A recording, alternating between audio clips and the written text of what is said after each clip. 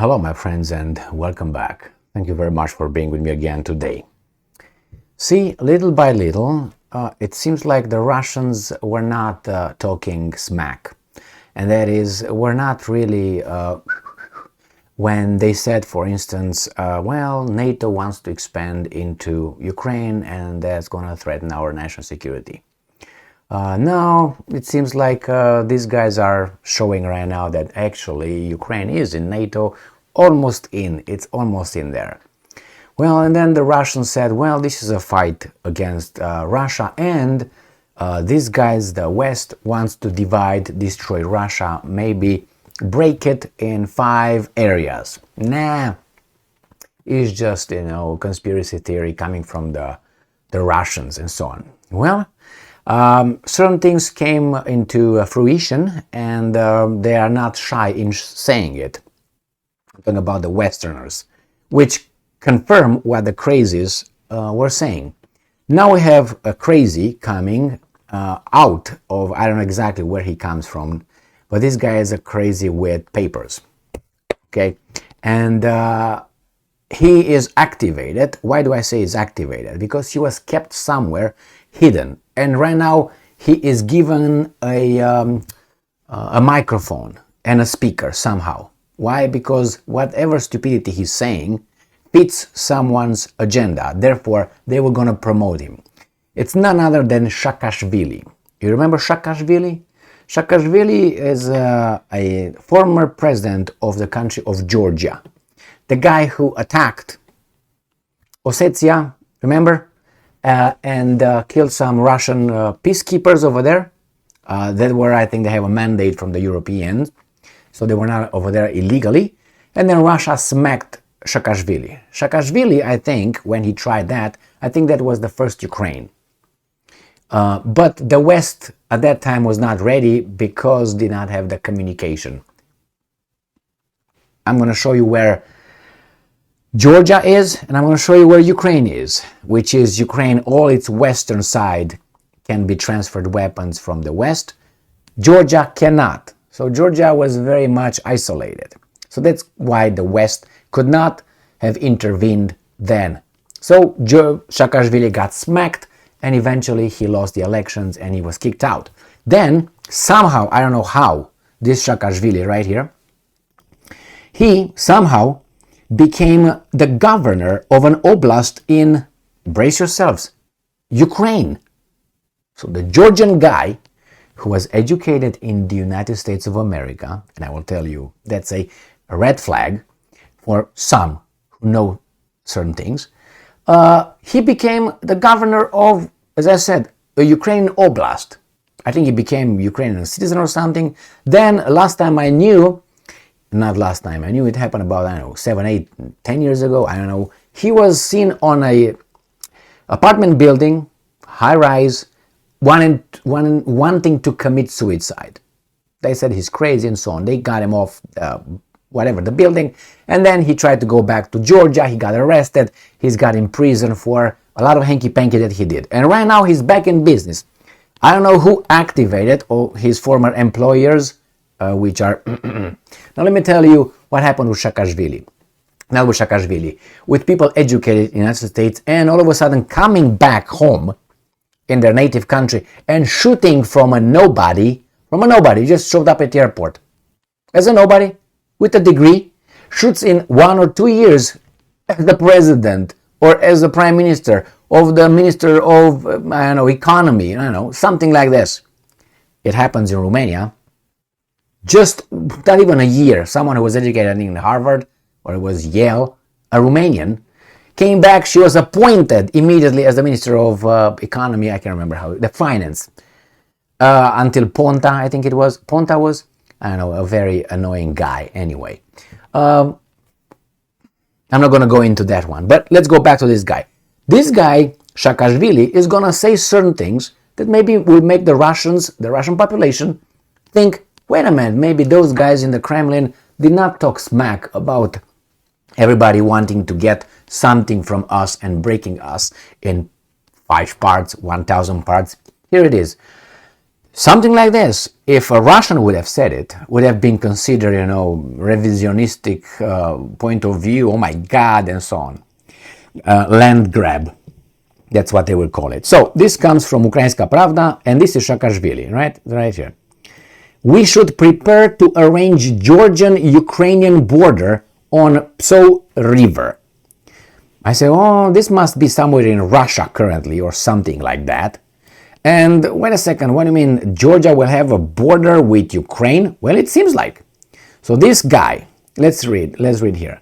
Mikhail Saakashvili, former president of Georgia. Ooh, beautiful. So all of a sudden, he is a respected man. Is convinced that soon Ukraine will win. Georgia will be able to return its territories occupied by Russian Federation. Well, as I said, look into that with Abkhazia and Ossetia. And the Ukrainian-Georgia border will pass along the Pso River. I say, okay, let's see what the hell is going on. So let's see where this situation is. Let me start with this Russian map. So over the map, you see the yellow stuff. This is how Russia used to be without what's going on right now here. And you have Georgia here. See Georgia? Georgia is shown as one with this country. Well, it's not really like that, because this northern part, Abkhazia right here, is an autonomous province with the agreement of the Europeans, not, we said, under his occupation. Now, look at this. See, this is the river. This is the river he's talking about. The Pso River, da? Oh, da, I speak Romanian now. Pso River is right here. So let me go here. This is where the Pso River flows into the Black Sea. So here we have this one, and this is Georgia. This is Abkhazia, but Abkhazia, this part, is not part of Georgia, it's autonomous, right here. You see Abkhazia? Autonomous. Georgia, see all this red line, goes until the Pso River right here. This is the Pso River right here, flowing into the Black Sea. So he says, Saakashvili said, pretty soon we're going to get back probably Abkhazia, North or South Abkhazia, North Abkhazia, and Ossetia. Okay, well, it's okay if you take this back, let's say it. But how in the hell are you going to cover from here to here? So he's saying that Ukraine, right here, will have a border with Georgia on the river right here. That means all this part here, Sochi and all this, will be Ukrainian. All this part from the river to the Kerch Bridge, which is Russian, will become Ukrainian. So think about it, my Russians. Let's put it nicely. But hey, I got this one for you. Hey, what's this? Reuters. Borders must not be moved by force, Germany's Scholz said. This was on January 19th, and 2022.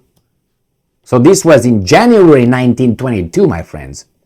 A year ago, more than a year ago. And he was not the only one saying that. Nobody can move by force. But how do you think these borders will be moved here? By treaty? No, by forcing Russia to give them back. And I used back because probably that's what these guys are thinking. They belong to us. I don't remember at all this part belonging to Ukraine. I have a problem with Ukraine as it is right now, as a territory. So starting with that, it's just, what? You're going to have this one now? I mean, first you got Crimea from Russia in 1954, given to you by, what's his name, Khrushchev.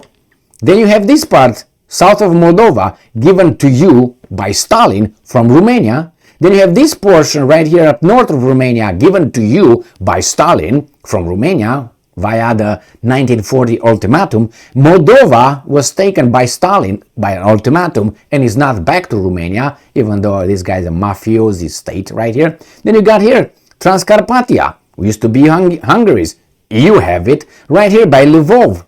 Used to be Poland's. Where are you? Poland had, if you go by Poland would come from here, from Belarus, straight to Moldova right here. This is how much Poland really think it belongs to Poland, okay? So where is Ukraine? What's going on here? And now they're talking about taking all this. So, my friends, let me tell you a little story. I said this before. I was listening to a guy that very, very intelligent. I can't give you really the name because it is really very, very politically incorrect, his name. His name is William. Okay, William. He died, unfortunately. So this guy said in one of his speeches, lectures, however you want to call them, that he had from his mother's side a great uncle or something like that who fought in the Confederate army. I said this story one time before on my videos, but I'm going to say it second time right now because it fits. This is for the Russians, what I'm saying right now, or people who are in Russia. Not as a message. I'm just giving you an example. And that uncle fought for the Confederation in the Civil War in United States of America. And he fought in an army as a commander of an army, and in a fight with the North, he lost. And that was one of the biggest losses of the army of the Confederates. Therefore, after that, everything precipitated and they lost the war. And this William says, I bet that if I would take that uncle, or whatever, relative, and I will bring in ancestor, I will bring it to current United States of America, which was in 1990s, early 1990s, and I will show him what is the result of what the North did and what the country became. He was talking about socially and economically and politically. I guarantee you that he, the uncle, the whatever, would have fought much harder than when he lost. With that in mind. So maybe there are some Russians looking at this Saakashvili and the plans these guys are making to, I don't know, take back their land from you. Maybe some people will fight harder, so you don't regret. I'm just, giving you they sound similar. It happened with the Romanians too.